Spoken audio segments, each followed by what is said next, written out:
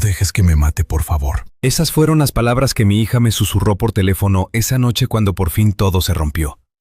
Todavía oigo el ruido que traía su voz de fondo, vidrios rompiéndose, un hombre gritando, y miedo. Miedo de verdad, de esos que ningún padre se olvida nunca. Cuando llegué a su casa 10 minutos después, mi yerno Diego estaba boca abajo en el piso de la cocina, con mi rodilla clavada en su espalda. 2 policías municipales entraron corriendo por la puerta principal. Él no paraba de gritar. Este viejo me atacó, pero los policías ni lo voltearon a ver. Me veían a mí.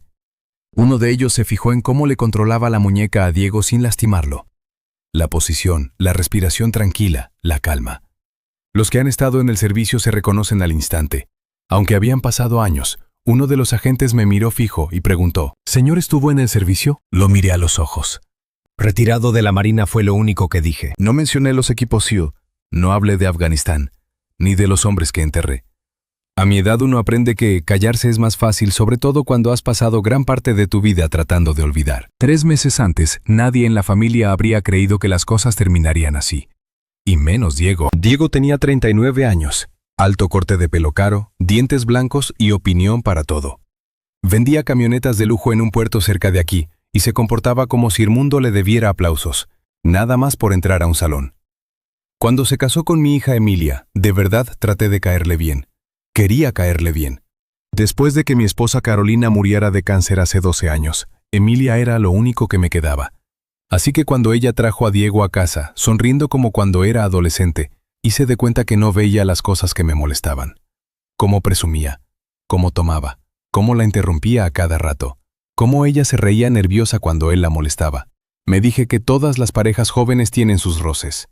Tal vez ese fue mi primer error. Me llamo Miguel Vargas. Tengo 68 años.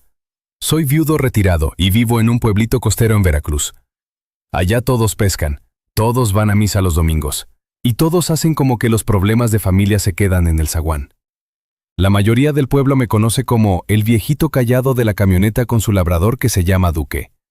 Me ven comprando jitomates en el mercado. Me ven arreglando podadoras para los vecinos. Me ven sentado solo en la fonda los jueves por la mañana, tomando café negro. Eso es todo lo que ven. Y la verdad a mí me gustaba que fuera así. Pasé 26 años en operaciones especiales de la Marina.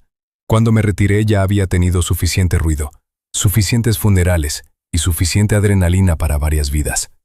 La paz se volvió algo muy valioso. O eso creí yo. La primera vez que me di cuenta de que algo iba muy mal en el matrimonio de Emilia fue en Acción de Gracias 2 años antes. A Emilia siempre le encantó cocinar con su mamá de niña. Cazuela de camote, panecillos caseros, pay de nuez. Carolina le enseñó todo. Esa Acción de Gracias, el pavo le quedó un poco seco. Nada grave. Diego cortó un pedazo, sonrió de lado y dijo en voz alta, «Qué bueno que eres bonita porque de cocinera no sirves para nada». Todos se rieron incómodos. Emilia también, pero yo noté que sus hombros se tensaron como si le hubieran dado un golpe antes de que terminara el chiste. Los años en los equipos te enseñan a fijarte en las reacciones pequeñas, y las reacciones pequeñas no mienten. Después de eso empecé a poner más atención. En Navidad Diego se burló del suéter que traía Emilia. En Semana Santa le gritó porque se le olvidó el hielo para la hielera. En las comidas de la familia corregía sus historias todo el tiempo. No fue así, siempre exageras. Emilia es pésima con los detalles, pequeñas humillaciones, cortes constantes. Y cada vez que Emilia sonreía aguantando eso, me preocupaba más que se hubiera defendido. Una tarde de julio los invité a una carne asada. Nada del otro mundo. Hamburguesas, elotes, ensalada de papa de la tienda. Vinieron también un par de vecinos. Diego ya traía copas antes de llegar. Se le olía el whisky debajo de la colonia. Me vio volteando las hamburguesas junto al asador y se rió. «¿Sabes, Miguel? Eres el viejo más tranquilo que he conocido». Le sonreí con cortesía. «Se supone que eso es un insulto». «Nah», dijo él. «Lo digo así nomás. La mayoría de los militares retirados no cierran la boca con sus historias. Tú casi ni las mencionas». «Porque ya me retiré». Los vecinos rieron bajito, pero Diego siguió. «O sea, en serio, ¿qué hacías en la Marina? ¿Llenar papeles?» Más risas. Me encogí de hombros. «Algo así». Señaló con la botella de cerveza hacia mí todo dramático. ¿Ves? Eso es exactamente lo que digo. Emilia actúa como si fueras algún tipo de héroe secreto. Emilia se puso incómoda al instante. «Diego, ya basta». Pero él sonrió más grande. «Es broma. Luego se inclinó hacia mí. ¿Sabes que creo que las historias de los militares viejos están todas exageradas? El patio se quedó callado. Yo nada más volteé otra hamburguesa. Sin enojo, sin reacción. Eso lo frustró más. Los hombres como Diego se alimentan de reacciones. Sin ellas, se sienten invisibles. Unos minutos después, Emilia entró a ayudarme a llevar los platos a la cocina. En cuanto nos quedamos solos, susurró. Lo siento. La miré bien. Tenía un moretón leve cerca de la muñeca medio tapado con maquillaje. Se me cerró el estómago. ¿Qué pasó ahí? Ella se bajó la manga de inmediato. Nada, papá dijo sin verme. Por favor, esa palabra, por favor. No era defensiva ni molesta. Estaba asustada. Y de repente supe. No todos los detalles, pero suficiente. Esa misma noche, después de que se fueron todos, me senté solo en mi taller del garaje. Duque dormía junto a mi silla mientras la lluvia caía suave en el techo. Abrí un viejo baúl de madera que no había tocado en años. Adentro había pedazos de otra vida, fotos de hombres que ya no estaban, monedas de desafío, medallas de servicio, una bandera doblada y una tarjeta plastificada con códigos de emergencia. Cuando Emilia tenía 16 años, le enseñé señales básicas de seguridad. Nada extremo, solo precauciones. Si alguna vez se sentía en peligro y no podía hablar claro, podía mandar frases sencillas en código. Lo tratábamos casi como un juego entonces, pero le hice memorizar una regla. Si alguna vez mandas el código de verdad de auxilio, voy de inmediato, sin preguntas. Recuerdo que Emilia puso los ojos en blanco a los 16. Papá, ves demasiadas películas de espías. Tal vez sí. O tal vez los papás simplemente conocemos el mundo mejor de lo que las hijas quisieran. Cerca de la medianoche mi teléfono vibró junto a la silla. Un mensaje de Emilia. Peta, ¿me puedes mandar la receta del pay de durazno de mamá? Abajo un solo número. 391. La sangre se me heló. 391. Solo quería decir una cosa. Peligro inmediato. Llama a la policía. Me quedé viendo la pantalla 2 segundos. Luego los 26 años de entrenamiento se despertaron en mis huesos. Tranquilo, concentrado me levanté. Despacio. Fui hasta la caja fuerte y la abrí. No por venganza, porque mi hija tenía miedo. Y el miedo vuelve peligroso a un padre. Hay algo raro con el miedo cuando uno envejece. Los jóvenes creen que el miedo es ruidoso. Corazón fuerte, manos temblando, respiración agitada. Pero el miedo de verdad, el que llega cuando alguien que quieres puede estar muriendo, llega en silencio. Frío, concentrado, eficiente. Así me sentí manejando por los caminos oscuros hacia la casa de Emilia esa noche. Los limpiadores apartaban la lluvia pesada mientras los faros cortaban cortinas de agua. Mi vieja camioneta Ford traqueteaba cada vez que pasaba un bache, pero ni lo notaba. Tenía el teléfono en altavoz con el servicio de emergencias. La joven que contestó sonó nerviosa al principio. Señor, ¿puede describir la situación? Sí, dije tranquilo. Posible agresión doméstica en curso. Víctima mujer dentro de la casa. Sospechoso hombre borracho. ¿Sabe si hay armas? Desconocido. Señor, ¿está acercándose a la casa ahora? Sí. Por favor, espere a los oficiales. Miré las luces rojas de los patrullas que se perdían en la lluvia adelante. No respondí bajito. No voy a hacer eso. Hubo una pausa. Luego preguntó con cuidado. ¿Señor, va armado? Sí. Otra pausa. ¿Qué tipo de arma tiene en el vehículo? No pretendo usarla a menos que sea absolutamente necesario. Eso era verdad. La gente malentiende a los hombres como yo. Se imaginan que los veteranos retirados andan buscando violencia.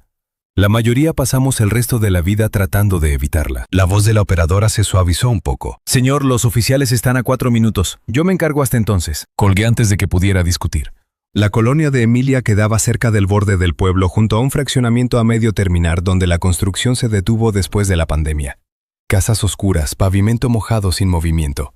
La lluvia había bajado a una llovizna cuando me detuve frente a su casa. Todas las luces de abajo estaban prendidas. Se oían gritos antes de que bajara de la camioneta. Diego borracho, fuera de control. Crucé el patio en silencio. La edad cambia cómo te mueves. A los 68 las rodillas duelen con el frío y los hombros crujen cuando alcanzas muy alto en el garaje. Pero el entrenamiento nunca se va del todo sobre todo lo importante. Conciencia, equilibrio. Tiempo. Al acercarme a la ventana de enfrente vi a Emilia adentro, y todos los miedos que había cargado durante años se volvieron realidad de golpe. Estaba contra el mostrador de la cocina llorando. Un lado de su labio sangraba. Diego estaba a centímetros de su cara gritando mientras vidrios rotos cubrían el piso. Le agarró la muñeca con tanta fuerza que la hizo tropezar. Algo dentro de mí se quedó completamente quieto. No enojado. Eso sorprende a la gente cuando cuento la historia. Todavía no estaba enojado. El enojo es emoción. Esto era otra cosa. Era protección, como ver a un lobo cerca de un niño. Me dirigí a la puerta lateral que daba al patio de atrás. La puerta de cristal no estaba bien cerrada. La lluvia entraba suave por las cortinas abiertas. Adentro Diego seguía gritando. ¿Crees que tu papá te va a salvar? Emilia trataba de soltarse. Por favor, ya para. Entonces la empujó del hombro. No lo suficiente para tirarla, pero sí para aterrorizarla. Eso bastó. Entré sin hacer ruido. Sin entrada dramática, sin gritar, sin amenazas. El viejo piso de madera apenas crujió bajo mis botas. Diego no me vio hasta que Emilia miró de pronto más allá de él. Se le abrieron los ojos. «Papá». Diego se volteó riendo y por un momento increíble hasta sonrió. «Mira quién está aquí», farfulló. «Capitán América». Seguí caminando tranquilo hacia él. «Apártate de ella». Se rió con desprecio. «¿O qué?», repetí. «Apártate de mi hija». La respiración de Emilia se escuchaba entrecortada y asustada. Diego abrió los brazos exagerado. «Ay, no, el viejo va en serio». Luego me señaló. «¿Sabes cuál es tu problema, Miguel? Todo el mundo te trata como si fueras un veterano sabio, pero no eres más que otro viejo retirado escondido en un garaje». No respondí. La gente siempre espera que la violencia se anuncie con ruido. El peligro de verdad casi nunca lo hace. Diego dio 2 pasos agresivos hacia mí. Mala decisión. En cuanto su hombro derecho se adelantó, el instinto tomó el control. Un solo movimiento. Eso fue todo. Tan rápido que nunca entendió qué pasó. Le redirigí el brazo, me puse detrás y lo estrellé de cara contra el piso de la cocina antes de que pudiera pegar. Su aliento a cerveza salió en un insulto. «¿Qué diablos?». Le sujeté la muñeca detrás de la espalda con cuidado pero firme. No lo suficiente para romperla, pero sí para controlarlo por completo. Diego se revolvió debajo de mí aturdido. ¿Cómo? Deja de resistirte», dije tranquilo. Emilia estaba congelada junto al mostrador, llorando con las manos en la cara. Diego intentó levantarse otra vez. Ajusté la presión un poco. Gimió al instante. Dolor por sumisión. Preciso. Controlado. Temporal. Habilidades viejas. «¡Me estás lastimando!», gritó. «No estás lastimado», respondí. «Estás sujeto». Eso lo enfureció más. Escupió maldiciones mientras forcejeaba con más fuerza. Honestamente, todo duró tal vez 30 segundos antes de que las luces de la patrulla iluminaran las ventanas de la sala. 2 agentes entraron corriendo por la puerta principal, armas en mano. «¡Policía!». Solté una mano de inmediato y la levanté un poco. «Víctima asegurada». «Sospechoso controlado». Los 2 agentes se quedaron quietos medio segundo. Uno de los más jóvenes apuntó a Diego mientras el agente mayor me miraba con atención. Casi se veía cómo le caía el reconocimiento. No de mi cara, de la conducta. Respiración calmada, conciencia de la situación, sujeción controlada. «Militar». El agente mayor se acercó con cuidado. «Señor, ¿puede levantarse despacio?». Asentí una vez y me levanté despacio de encima de Diego. En cuanto quitó la presión, Diego se volteó gritando exagerado. «¡Este loco me atacó!». El agente lo ignoró por completo. En cambio miró a Emilia. «Señora, está herida». El labio de Emilia tembló. Sí, esa sola palabra lo cambió todo. El agente joven le puso las esposas a Diego mientras le leía sus derechos por encima de los gritos furiosos. «Esto es... ¡No pueden arrestarme! ¡Él me atacó primero!». Nadie escuchó. Emilia se derrumbó de pronto llorando contra el mostrador. Un llanto de verdad, años de miedo saliendo de golpe. Agarré la cobija que colgaba de la silla cercana y se la puse con cuidado sobre los hombros, igual que cuando era niña después de las tormentas. «Tranquila», susurré.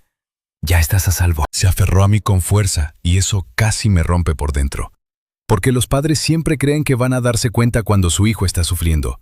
Pero a veces el sufrimiento crece despacio en silencio, justo dentro de tu propia familia. El agente mayor se paró a mi lado después de que llegaron los paramédicos.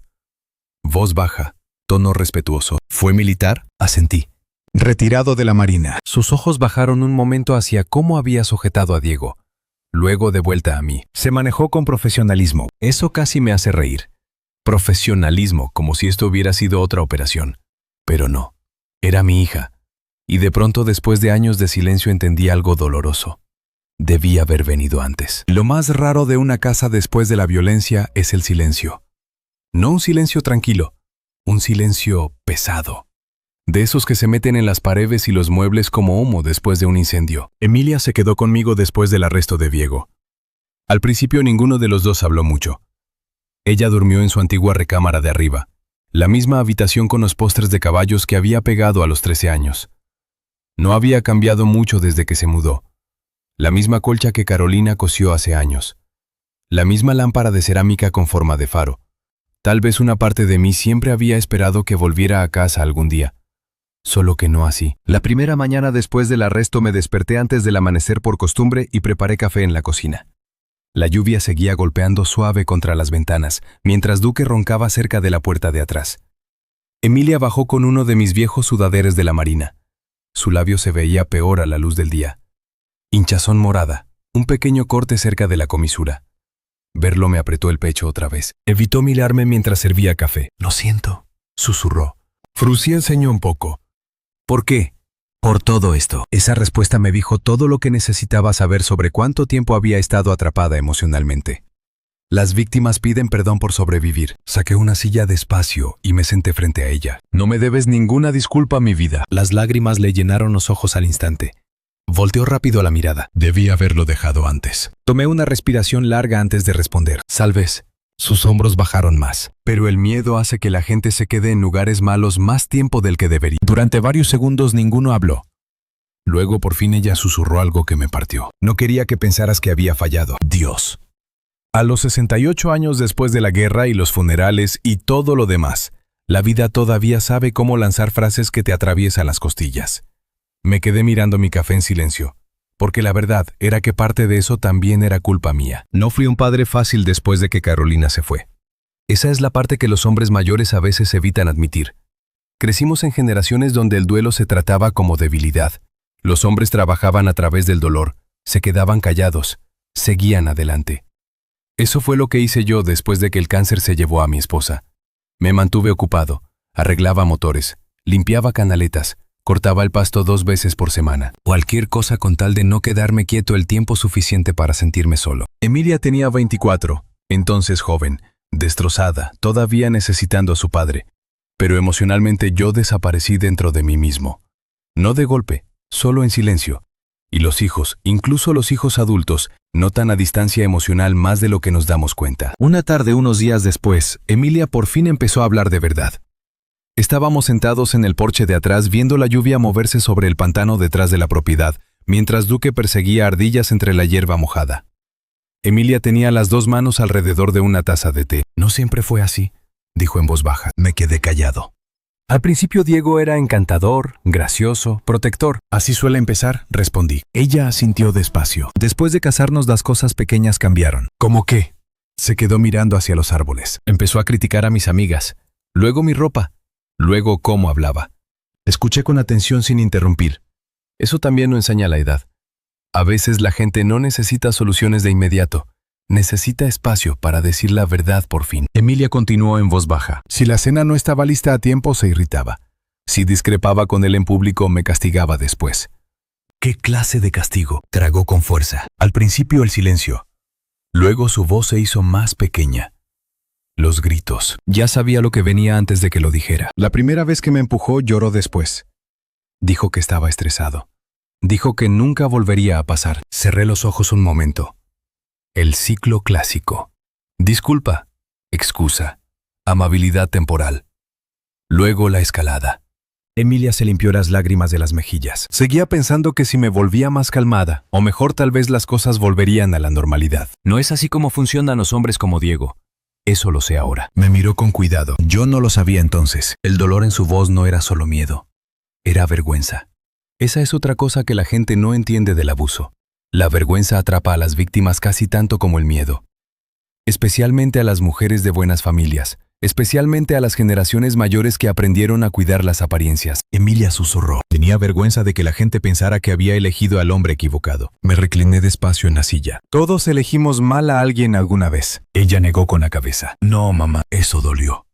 Porque Carolina había sido cálida donde yo era frío, suave donde yo era disciplinado. Emilia había heredado la suavidad de su madre, y tal vez esa suavidad la hizo vulnerable ante hombres que confundían la bondad con debilidad. Unos días después, la detective Laura vino a la casa. 40 y tantos años. directa, sin rodeos. Se sentó en mi mesa de la cocina revisando papeles mientras Emilia retorcía nerviosa un pañuelo en las manos. Revisamos el teléfono y la laptop de Diego, explicó la detective. Hay evidencia que apoya el abuso doméstico continuo. Emilia bajó la mirada, luego dijo en voz baja. ¿Hay más? La detective levantó una ceja. Emilia metió la mano en su bolsa y sacó una memoria USB vieja. Empecé a grabar las discusiones hace meses. El cuarto se quedó en silencio. La detective Laura conectó la memoria con cuidado en su laptop. La primera grabación duró solo 40 segundos, pero 40 segundos bastaron. Diego gritando, objetos rompiéndose. Emilia llorando. Luego una frase de Diego me heló la sangre. Si tu padre se mete, me aseguraré de que lo lamentes. La detective se quitó los audífonos despacio. Bien, dijo en voz baja. Esto va a ayudar mucho a tu caso. Emilia volvió a verse avergonzada. Sé que grabarlo estuvo mal. La detective Laura sacudió la cabeza de inmediato. No, mi vida. Sobrevivir no está mal. Esa frase se notó en Emilia. A veces las víctimas necesitan permiso para dejar de culparse. Esa misma noche después de que la detective se fue, entré solo al garaje. Me senté en mi viejo banco de trabajo mirando la nada por un buen rato. Los recuerdos de combate volvían más seguido después del arresto. Es curioso cómo funciona el trauma. Pasas décadas cerrando puertas dentro de tu mente y luego un golpe emocional las abre todas otra vez. Recordé a marines jóvenes desangrándose en el extranjero. Recordé avisar a padres que sus hijos no volverían. Recordé todas las veces que me mantuve emocionalmente apartado porque los soldados sobreviven compartimentando el dolor. Tal vez yo había hecho lo mismo como padre. Compartimenté demasiado. Más tarde esa noche Emilia me encontró sentado ahí en la oscuridad. Se paró junto a mi silla en silencio. ¿Tampoco puedes dormir?, preguntó. Negué con la cabeza. Por un minuto solo escuchamos la lluvia golpear el techo del garaje. Luego me sorprendió. Papá, ¿tenías miedo allá afuera? Nadie me había preguntado eso en años. Le di una sonrisa pequeña y cansada. Dudé y el tiempo. Ella se veía genuinamente sorprendida. Pero tú eras de los SEAL de la Marina. El miedo no desaparece por el entrenamiento, respondí. Lo que importa es qué haces mientras tienes miedo. Emilia miró hacia abajo pensativa. Luego susurró. Yo tenía miedo todos los días con Diego. Extendí la mano despacio y le apreté la suya. Ya no tienes que vivir con miedo. Y por primera vez desde que era una niña pequeña, mi hija se recargó en mi hombro y lloró hasta dormirse. Nunca esperé volver a ponerme el uniforme de gala. No a mi edad. No después de todo. La última vez que lo usé fue en el funeral de Carolina, hace 12 años. Incluso entonces solo me puse la chaqueta porque a ella le gustaba verme de uniforme. Decía que le recordaba que debajo de toda mi quietud seguía habiendo un hombre que alguna vez caminó con orgullo. Después de que ella murió, guardé el uniforme en el ático y pensé que se quedaría ahí hasta que yo también muriera. Pero la vida tiene una forma extraña de abrir viejos closets, especialmente cuando la familia está de por medio. La audiencia preliminar de Diego fue a finales de octubre. Cielos grises, lluvia fría. Una de esas mañanas húmedas de la costa que se te mete en las articulaciones. Emilia estaba sentada a mi lado afuera de la sala, sosteniendo un vaso de papel de café con las dos manos. Se veía más sana que en años, pero todavía frágil en ciertos momentos. La sanación no es dramática, es lenta. Algunas mañanas sonreía, otras apenas salía del cuarto de huéspedes. El trauma viene en ola. Eso lo aprendí hace mucho en el extranjero. Dentro de la sala, Diego se veía más pequeño de lo que recordaba. No físicamente, en el espíritu. Es curioso cómo la confianza desaparece cuando por fin llegan las consecuencias. Sus trajes caros ya no estaban. El pelo se le veía sucio. Tenía ojeras de semanas en la cárcel del municipio. Pero el rencor seguía ahí. En cuanto me vio junto a Emilia, su mandíbula se apretó fuerte. Sus padres estaban sentados detrás de él con cara de cansancio y vergüenza. En realidad sentí lástima por ellos. Ningún padre cría a un hijo deseando que se vuelva cruel. Al menos eso espero. El abogado de Diego se levantó y empezó de inmediato a pintarlo como la víctima. Eso es común en los casos de violencia doméstica, especialmente cuando el agresor viene de dinero. El abogado describió a Diego como un esposo estresado, un proveedor exitoso, un hombre que luchaba emocionalmente.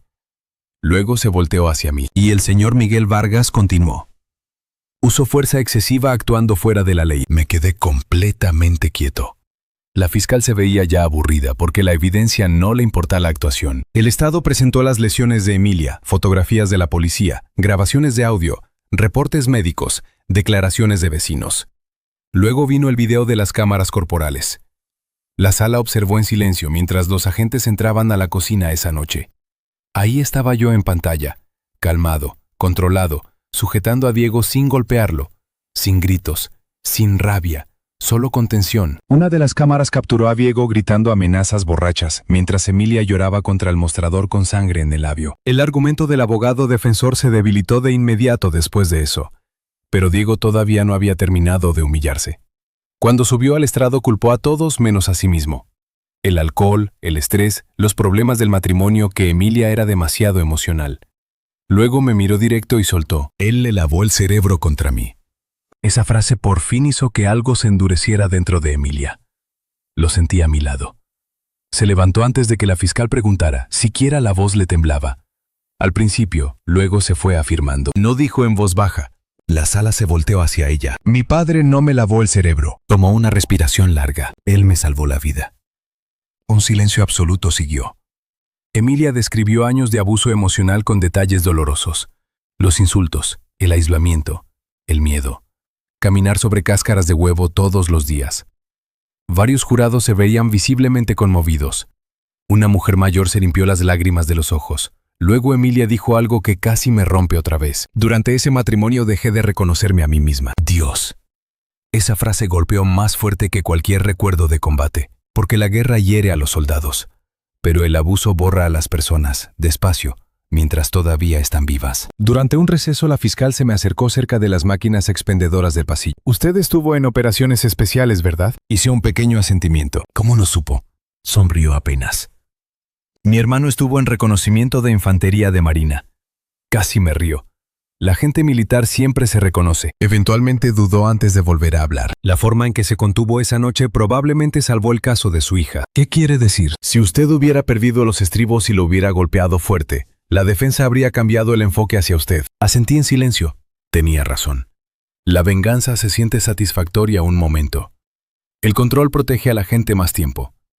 Esa lección me tomó décadas entenderla por completo. La audiencia final de sentencia fue 6 semanas después. Emilia casi no asistió, pero al final decidió que necesitaba cierre. Esa mañana subí al ático y abrí la bolsa vieja que guardaba mi uniforme de gala de la Marina. La tela olía un poco a cedro y a años. Mientras iba poniendo las medallas una por una en el pecho, volvieron recuerdos que no había visitado en años. Amigos riendo en helicópteros, jóvenes escribiendo cartas a casa, funerales con banderas dobladas. Me quedé mirando mi estrella de plata un largo momento antes de colocarla con cuidado. La verdad es que nunca me gustaron mucho las medallas. El metal no trae a la gente de vuelta. Aún así importan para los civiles. Les recuerdan que el sacrificio existió antes de que la comodidad se pusiera de moda. Cuando entré al juzgado con el uniforme blanco de gala completo, las conversaciones se detuvieron de inmediato. Hasta Emilia me miró en silencio. Nunca te lo pones, susurró. Lo sé. Te ves diferente. Togves. O tal vez ella por fin estaba viendo todas las partes de mí que había pasado años escondiendo. Dentro de la sala, Diego se quedó estupefacto en cuanto me vio. Por primera vez desde que lo conocía, un miedo genuino cruzó su cara. No por violencia, porque de pronto entendió algo humillante. El viejito callado al que se burlaba en las carnes asadas había pasado una vida cargando pesos que Diego no habría sobrevivido ni una semana. La jueza revisó la evidencia con cuidado antes de dictar sentencia. Luego preguntó si yo quería hacer una declaración. Me levanté despacio. Cada articulación de mi cuerpo me recordaba que ya no era joven, pero mi voz se mantuvo firme. Pasé la mayor parte de mi vida rodeado de violencia, empecé. Guerra, muerte, miedo, pérdida.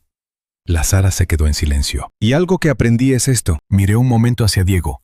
La fuerza no tiene nada que ver con hacer que la gente te tema. Algunos bajaron la mirada. La fuerza de verdad es proteger a quienes no pueden protegerse por sí mismos, especialmente a la familia. Diego ahora miraba hacia abajo. Ya no quedaba arrogancia, solo vergüenza. Luego dije algo que ni yo mismo esperaba. No odio a Diego. Emilia me miró sorprendida. Odio lo que se volvió. Odio lo que hizo. Pero el odio solo esparce más daño si lo alimentas el tiempo suficiente. La jueza escuchó con atención. Le pido a este tribunal que busque responsabilidad, continué. No destrucción. Eso importó. La sentencia incluyó tiempo en prisión, tratamiento obligatorio por alcohol, rehabilitación, por violencia doméstica y órdenes de restricción permanente. Mientras los agentes se llevaban a Diego, él de pronto se detuvo cerca de la salida y volteó hacia Emilia. Le llenaron los ojos de lágrimas. No lágrimas manipuladoras esta vez. lágrimas rotas. «Lo siento», susurró. Emilia no respondió. Solo me sostuvo la mano en silencio mientras él desaparecía por las puertas de la sala. Y por primera vez en años, el miedo dentro de sus ojos por fin se había ido. El invierno pasó despacio después del juicio. Eso es lo de la sanación a nuestra edad. Nada pasa rápido ya. Ni la recuperación, ni la confianza, ni el perdón. Todo llega a un paso cuidadoso a la vez. Para febrero, la lluvia fría de la costa por fin había dado paso a mañanas más suaves. Los árboles detrás de mi propiedad empezaban a mostrar toques de verde otra vez y Emilia lentamente empezó a reconstruir pedazos de su vida. Encontró un pequeño departamento en el centro, arriba de una florería que regentaba una viuda mayor que se llamaba Elena. El lugar no era lujoso, pero era seguro, tranquilo.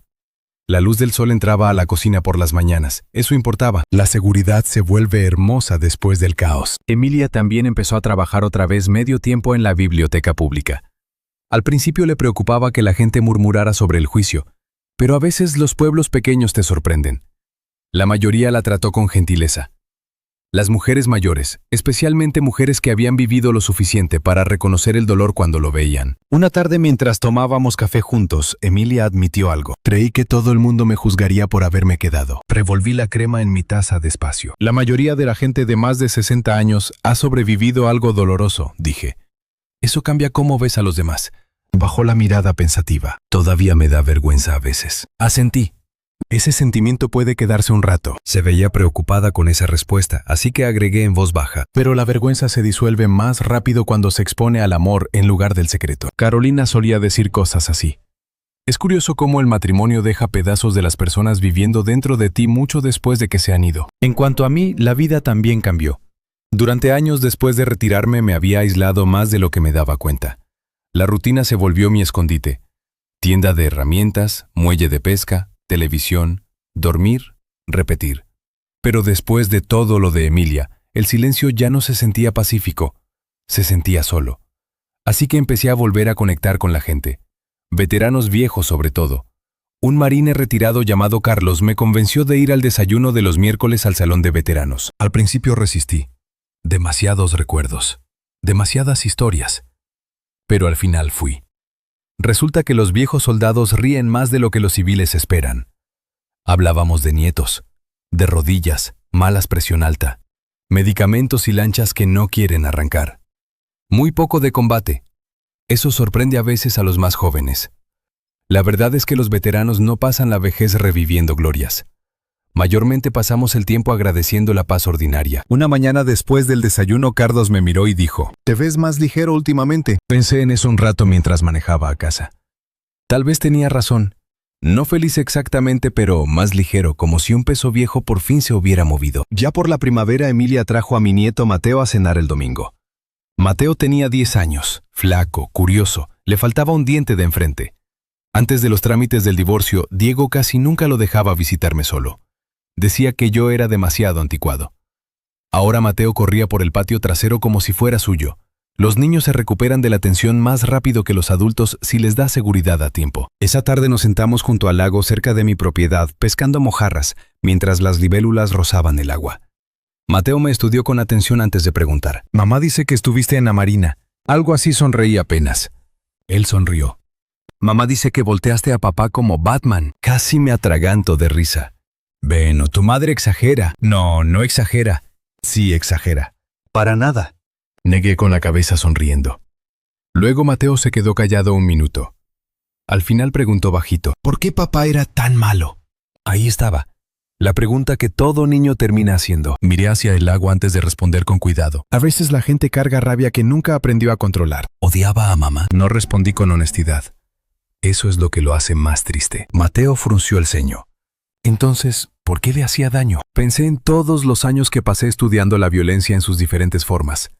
Guerra, miedo, control, abuso. Luego respondí de la forma más sencilla que pude, porque algunas personas confunden el amor con la propiedad. Mateo lo consideró en serio. Luego asintió despacio como hacen los niños cuando entienden más de lo que los adultos se dan cuenta. Unos minutos después le pasé la caña. ¿Sabes qué es la fuerza de verdad? ¿Qué?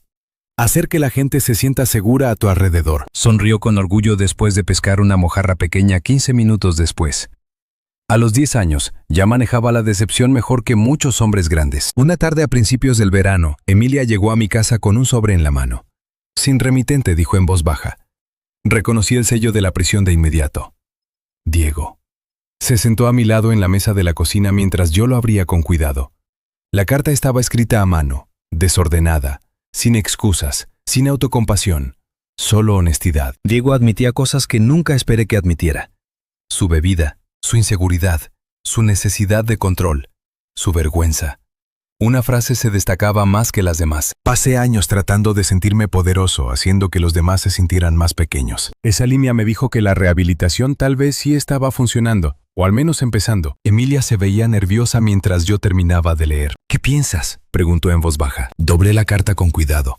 Creo que el arrepentimiento duele cuando es de verdad. ¿Lo perdonas? Esa pregunta quedó pesada entre nosotros.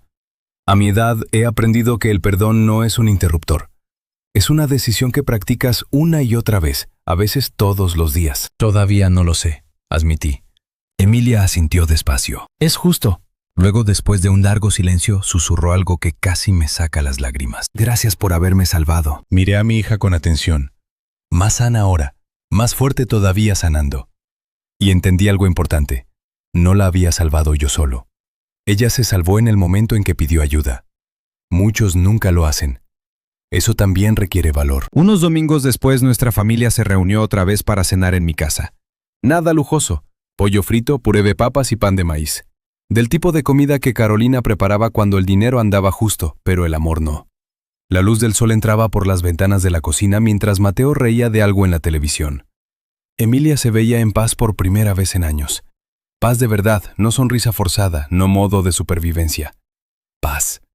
Y sentado ahí en esa vieja mesa de madera escuchando el sonido de los platos y las voces de la familia llenando la casa otra vez, por fin entendí algo que me tomó casi 7 décadas aprender. Cuando era joven creía que la fuerza significaba ganar peleas. Luego la guerra me enseñó que la fuerza significaba sobrevivir al dolor. Pero envejecer me enseñó la verdad. La fuerza es contestar el teléfono cuando alguien tiene miedo. La fuerza es mantenerse calmado cuando enojarse sería más fácil. La fuerza es proteger a la gente sin perder tu humanidad en el proceso. Y a veces la fuerza también es permitirte sanar. Si esta historia significó algo para ti esta noche, si alguna vez has amado a alguien a través del dolor, protegido a tu familia o aprendido lecciones duras más adelante en la vida, espero que la compartas con alguien que tal vez necesite escucharla. Y recuerda, no importa la edad que tengas, nunca es demasiado tarde para elegir la bondad antes que el control, la paz antes que el orgullo, y el amor antes que el miedo.